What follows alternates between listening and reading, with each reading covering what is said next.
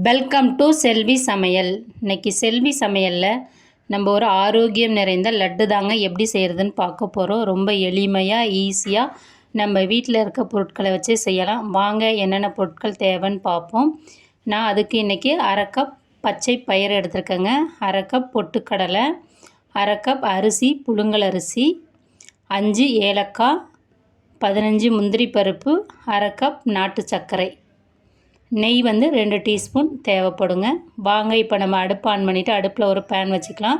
அந்த பேனில் நம்ம எடுத்து வச்சுருக்கிற அரை கப் பச்சை பயிரை ஆட் பண்ணிக்கலாங்க. பச்சை பயிரை ஆட் பண்ணிவிட்டு நல்லா பொன்னிறமாக அடுப்பை வந்து லோ ஃப்ளேமில் வச்சு வறுத்துக்கலாங்க. இந்த பச்சை பயிரை ஆட் பண்ணுறதுக்கு முன்னாடி நீங்கள் தண்ணியில் நல்லா வாஷ் பண்ணிவிட்டு காய வச்சுட்டு ஆட் பண்ணிக்கிங்க. நானும் அதே மாதிரி தான் ஆட் பண்ணியிருக்கேன். இப்போ பாருங்கள், அதோட கலர் நல்லா மாறி நமக்கு நல்லா பச்சை பயிர் வறுபட்டு அதோட வாசனை வந்துருச்சுங்க.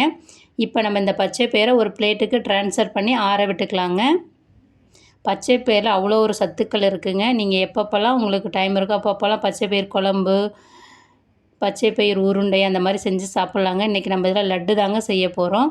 இப்போ இது நல்லா ஆறட்டும். திரும்ப அடுப்பு ஆன் பண்ணிவிட்டு பேன் வச்சுக்கலாங்க. அதே பேனில் நம்ம எடுத்து வச்சுருக்கிற அரை கப் புழுங்கல் அரிசி ஆட் பண்ணிக்கலாங்க. நீங்கள் சாப்பாட்டு அரிசி எந்த அரிசி வேணாலும் யூஸ் பண்ணிக்கலாம். புழுங்கல் அரிசி யூஸ் பண்ணிவிட்டு நல்லா பொரிய விடுங்க. இது ஒரு 2லேருந்து 3 நிமிஷம் ஆகுங்க பொரியறதுக்கு. அதோட கலர் நல்லா மாறி லைட் கோல்டன் ப்ரௌன் கலராக ஆகணுங்க. அப்போ தான் நம்ம மாவு அரைச்சி செய்கிறப்ப அந்த லட்டோட வாசனை சூப்பராக இருக்குங்க. இப்போ பாருங்கள், அரிசி நல்லா வறுபட்டுருச்சு. நம்ம இப்போ இது ஒரு பிளேட்டுக்கு வந்து ட்ரான்ஸ்ஃபர் பண்ணிக்கலாம். ஏற்கனவே நம்ம பச்சை பயிர் ட்ரான்ஸ்ஃபர் பண்ணி வச்சுருக்க பிளேட்லேயே ட்ரான்ஸ்ஃபர் பண்ணிக்கலாம். ஏன்னா பச்சை பயிரும் அரிசியும் கொஞ்சம் ஹார்டாக இருக்கும், அதனால் நம்ம ஒன்றா அரைச்சிக்கலாங்க. பொட்டுக்கடலை வந்து கொஞ்சம் சாஃப்டாக இருக்கும், அதை வேறு பிளேட்டுக்கு ட்ரான்ஸ்ஃபர் பண்ணிக்கலாம். இப்போ வாங்க நம்ம அடுப்பு ஆன் பண்ணிவிட்டு அதே பேனில் அரை கப் பொட்டுக்கடலை, உடச்ச கடலைன்னு சொல்லுவாங்க, பொட்டுக்கடலைன்னு சொல்லுவாங்க, அதை ஆட் பண்ணிவிட்டு நல்லா பொன்னிறமாக வறுத்து எடுத்துக்கலாங்க. அடுப்பை வந்து லோ ஃப்ளேமில் வச்சுட்டு வருங்க, டக்குன்னு கருக வாய்ப்பு இருக்குது இந்த பொட்டுக்கடலை வறுக்கிறப்ப. இப்போ இந்த அளவுக்கு வறுபடணுங்க. வறுபட்ட பிறகு இதையும் எடுத்து நம்ம ஒரு பிளேட்டுக்கு வந்து ட்ரான்ஸ்ஃபர் பண்ணிக்கலாங்க. ட்ரான்ஸ்ஃபர் பண்ணிவிட்டு பச்சை பயிறு, அரிசி, பொட்டுக்கடலை 3மே ஈக்குவல் அளவில் தாங்க எடுக்கணும். நீங்கள் கப்பில் எடுத்தாலும் சரி, டம்ளரில் எடுத்தாலும் சரி, உங்கள் வீட்டில் எந்த பொருள் எடுத்தாலும் அதே பொருளை ஈக்குவலாக எடுத்துக்கோங்க. இப்போ இது நல்லா ஆறட்டும். ஆறின பிறகு நம்ம பவுடர் பண்ணிக்கலாங்க. இப்போ நம்ம அடுப்பு ஆன் பண்ணிவிட்டு அடுப்பில் வந்து 2 டீஸ்பூன் நெய் ஆட் பண்ணிக்கலாம். நெய் ஆட் பண்ண பிறகு நம்ம எடுத்து வச்சுருக்க முந்திரி பருப்பு ஆட் பண்ணி பொன்னிறமாக வறுத்து எடுத்துக்கலாங்க. உங்களுக்கு தேவையான நட்ஸை நீங்கள் ஆட் பண்ணிக்கலாங்க. நான் முந்திரி பருப்பு மட்டும் தான் ஆட் பண்ணி வறுத்து எடுத்து வச்சுக்கிட்டேன். இப்போ நல்லா நம்ம வறுத்து வச்சது அரிசி, பாசி பருப்பு நல்லா ஆறிடுச்சிங்க. இது கூட வாசனைக்காக 5 ஏலக்காய் சேர்த்துக்கலாங்க. ஏலக்காய் சேர்த்து பவுடர் பண்ணிக்கலாம். ரொம்ப நைஸாக இருக்குன்னு அவசியம் இல்லைங்க, கொஞ்சம் கொரகொரப்பாக இருந்தாலும் ஓகே தாங்க. ரொம்ப டேஸ்ட்டாக இருக்கும், சுவையாக இருக்கும். இதை ஒரு பவுலுக்கு ட்ரான்ஸ்ஃபர் பண்ணிக்கலாம். அரைச்ச பவுடர் அதே மாதிரி நம்ம வச்சுருக்கிற அரிசி, பாசி பருப்பு நல்லா அரைச்சிட்டு ட்ரான்ஸ்ஃபர் பண்ணிக்கலாங்க. திரும்ப பொட்டுக்கடலையை வந்து தனியாக அரைச்சிக்கலாங்க. பொட்டுக்கடலையை தனியாக அரைச்சிட்டு அதையும் அதே பவுலில் வந்து நம்ம ட்ரான்ஸ்ஃபர் பண்ணிக்கலாம். இப்போ நம்ம எல்லா மாவையும் அரைச்சி எடுத்துட்டோங்க, பச்சை பயிறு, அரிசி, பொட்டுக்கடலை எல்லாத்தையுமே.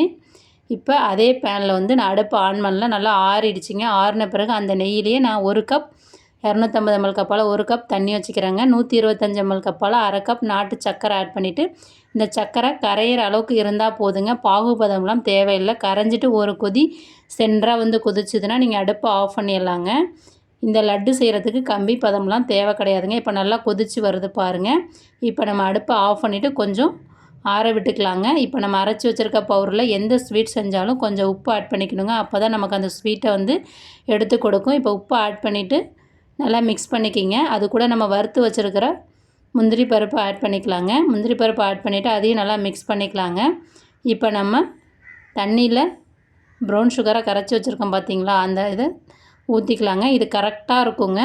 அரை கப் வெல்லம் 1 கப் தண்ணியில் கரெக்டாக இருக்கும். நான் அரை கப்புக்கு அளவு சொல்லியிருக்கேன். நீங்கள் இதே அதிகமாக செய்கிறதுனா இதை வந்து இன்க்ரீஸ் பண்ணிக்கிங்க. இப்போ இதே மாதிரி கொஞ்சம் கொஞ்சமாக ஊற்றி ஸ்பூனால் மிக்ஸ் பண்ணுங்கள். ஏன்னா கொஞ்சம் சூடாக இருக்கும், கை வச்சு கிளறதுக்கு கொஞ்சம் கஷ்டமாக இருக்கும், கையில் சூடு ஏற்படுங்க. அதனால் இந்த மாதிரி கிளறி விட்டுக்குங்க.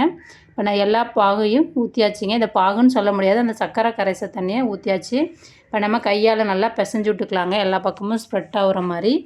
இப்போ நல்லா ஸ்ப்ரெட் ஆகிற மாதிரி பிசைஞ்சு விட்டாடி நம்ம எப்பொழுதுமே லட்டு செய்வோம் பார்த்தீங்களா, அதே மாதிரி லட்டு செய்யலாங்க. பாருங்கள், இப்போ லட்டு நல்லா இந்த மாதிரி கைகளால் உங்களுக்கு எந்த சைஸ் தேவையோ அந்த சைஸ்க்கு நீங்கள் உருட்டிக்கலாங்க.